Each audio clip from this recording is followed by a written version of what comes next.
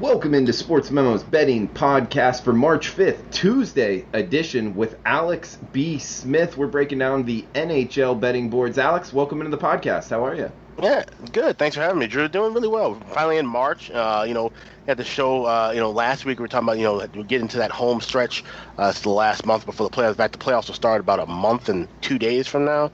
So, you got teams that are really amping up the action, and Tuesdays are always a busy day in the NHL. So, without further ado, let's break down some of these games. Yeah, absolutely, man. And you're doing real well on the ice of late. 13-9, 59%, plus 17.2 units, last 22 NHL plays, and also 54% last 91 NHL plays. So overall profitable NHL handicapper, and hats off, especially going through the whole season, not cherry picking or anything like that. So you've been doing well. Hopefully you can keep it up. Got a 4%er going tonight, NHL Tuesday night, big dog top play, big underdog tonight, huh, Alex?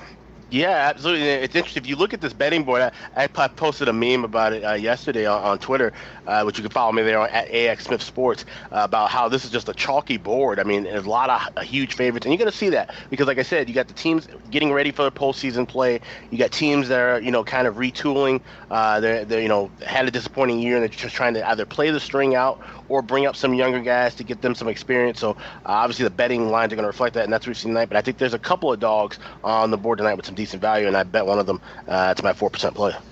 All right, we got a game here, 29-30, Winnipeg, Tampa Bay, two of the better teams in all the NHL. I mean, I believe Tampa Bay is the highest points total here, and we got a total of 7, Alex, so a high total here. I believe this is the first time throughout the whole season we've been doing a podcast with either you or Andrew, and the total has been this high as far as 7. I believe that's the first time I have said that. We got minus 195. Pretty much across the board, as high as minus 200, depending where you're shopping. That's Tampa Bay laying at home, and I believe Winnipeg's a good team themselves. So, like you just said, chalky, high total here, but do you think there could be value on this underdog? I do, and it's interesting because these are the two teams I picked to play each other in the Stanley Cup Final way back in October. This Tampa Bay team is just absolutely talented and loaded, and I thought Winnipeg making the run that they did last year all the way to the Western Conference Final, only because they ran into an extremely hot Vegas team. We all know about how the Golden Knights played last year. That's the only reason we didn't see Winnipeg make that Cup Final against Washington. So I thought these two teams are going to be really stacked, and the Lightning have proven that. They're the team, they lead all of the NHL, as you mentioned, the first team to get to 100 points.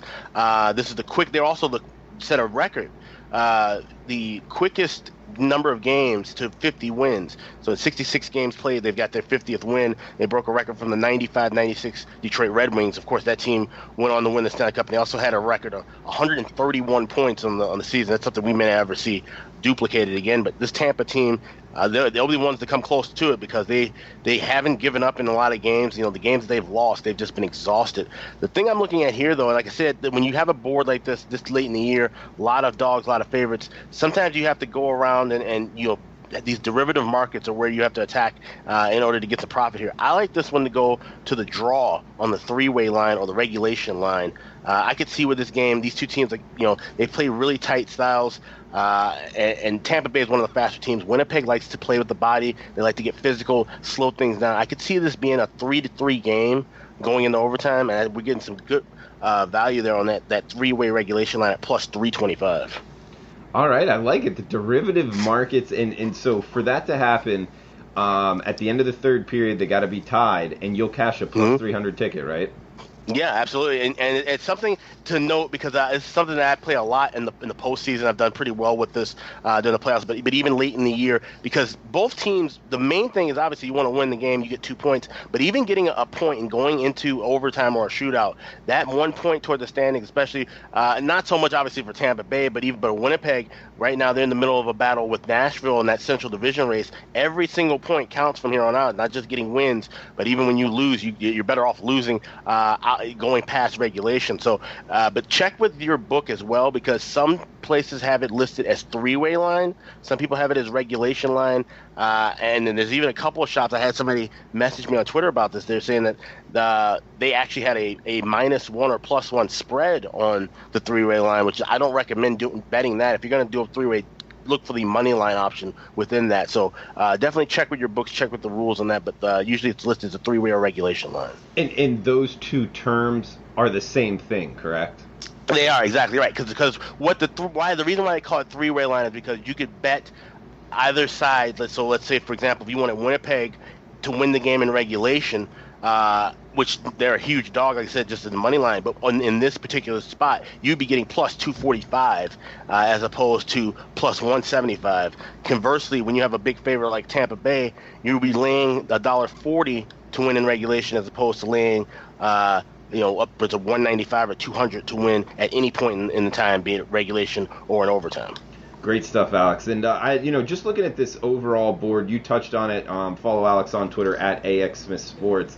It's just a chalky card tonight. The Tuesday slate. There is no game less than minus 135 as we're talking right now. Just shortly after noon Eastern time on Tuesday, March 5th. Montreal, Los Angeles is the most competitively lined game, minus 135. And there's a bunch that are over minus 190, seeing minus 200. Why do you think that is? Is this just the way it sets up, Alex, or this year in NHL, or coming down the stretch this always happens? Is this down the stretch run? This is a normal thing, and as we get further along, especially if you have teams that have already locked up a playoff spot, can't really move within the standings, and they're playing a team that's basically playing for a lottery pick. We might see. I mean, we already saw with Tampa Bay the other night. They were laying 415 against Ottawa in a game, and it would end up being a close battle. Tampa won that one. But we're going to see some of those high numbers. It's not so much. It hasn't been like that all season. We've been seeing a lot of competitively priced numbers.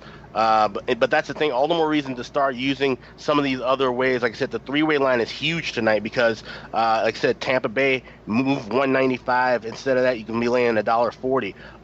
Or a price like Nashville, for example. If you like them at minus 178, you think they win in regulation, you can only lay $1.25 for them to win in regulation. Obviously, we do see team games going to overtime more, so you have to be a little bit, to pick and choose your spots with a side. Like I said, I like looking at the regulation line to bet with the draw.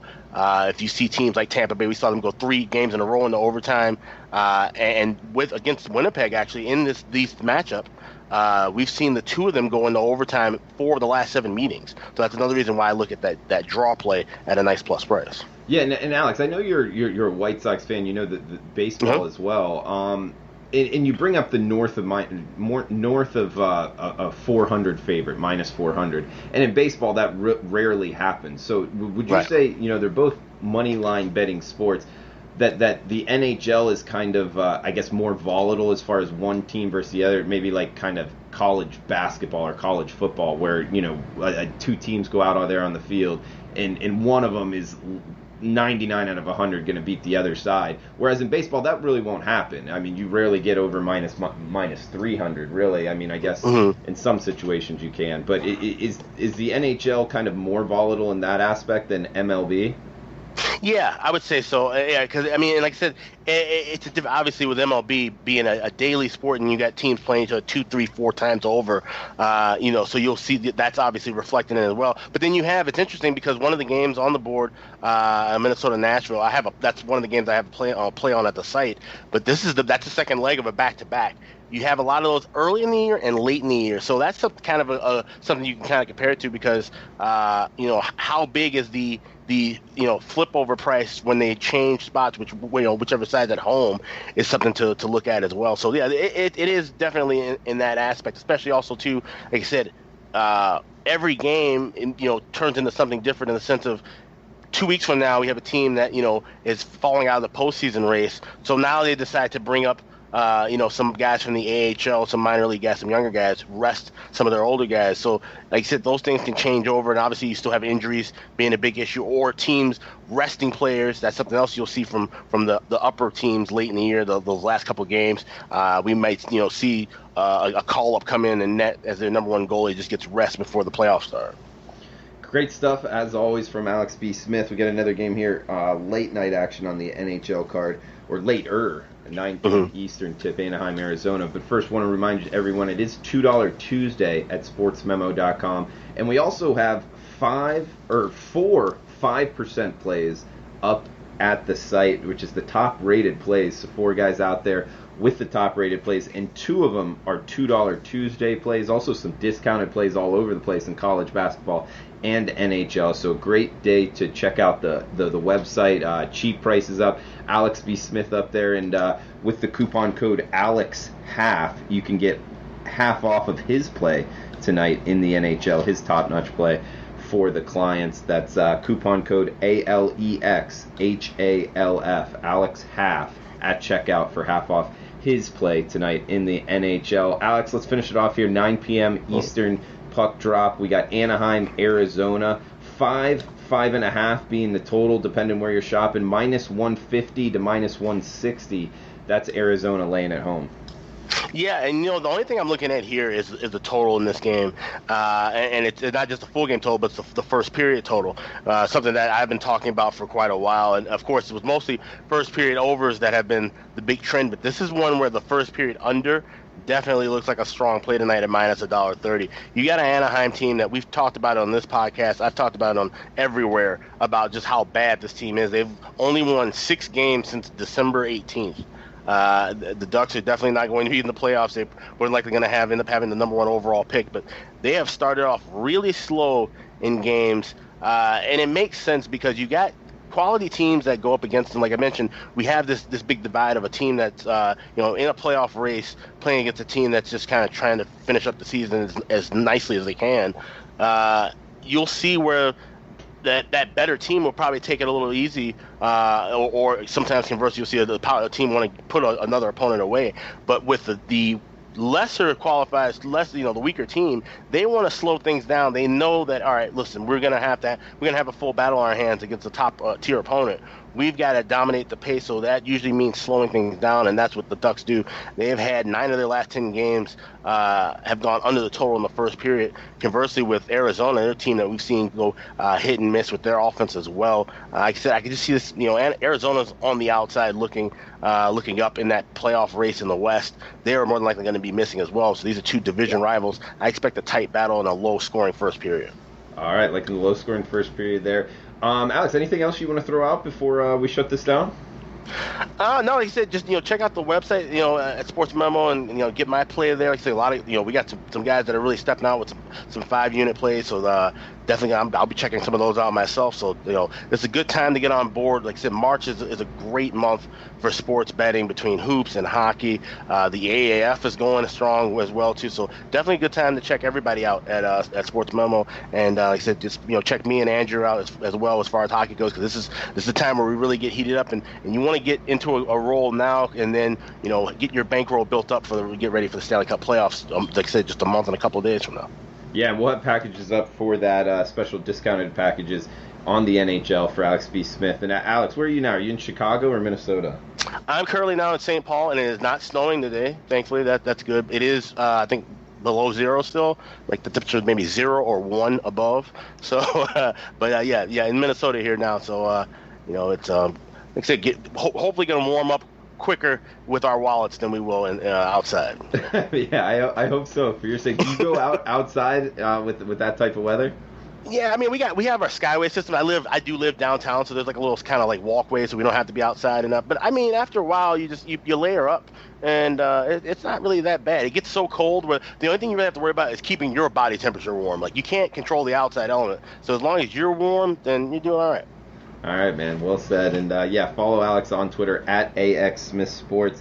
And the coupon code, guys, ALEXHALF for half off his tonight's NHL play at sportsmemo.com. It's $2 Tuesday. Check out the site. Get 2 plays for just $2. Also, 2 other 5% plays up at the site. So check it out, sportsmemo.com. We'll be back tomorrow talking to Nick Borman about soccer and golf betting boards. So best of luck with your bets. Talk to you tomorrow, guys.